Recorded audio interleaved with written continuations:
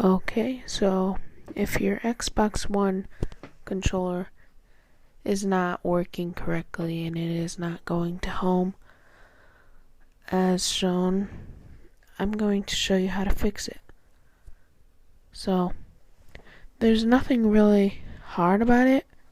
You don't have to take your controller and bang it against a sharpened edge of a table. You don't need to take it apart.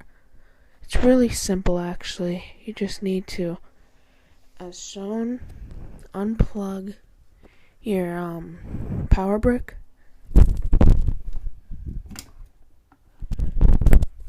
and completely shut it off. Wait for it to reboot a little bit, like that.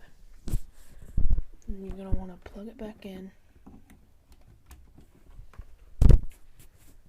And turn it on, obviously. And you just wait.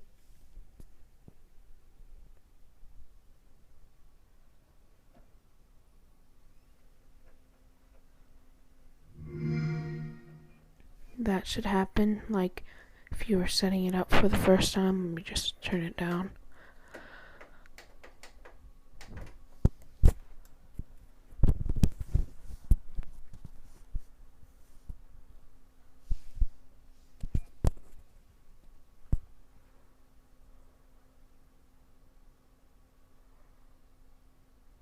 And you just wait for it to get to the home screen.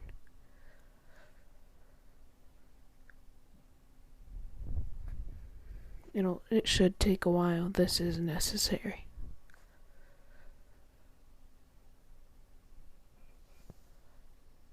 Okay, it seems to be starting up.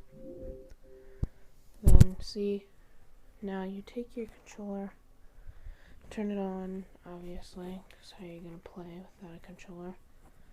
Go to any game, just click here, and it'll work. See, simple as that. Not too hard, don't need to destroy your controller, or at least even take the risk of destroying it. Hope you guys enjoyed this video. As always, subscribe. Thank you.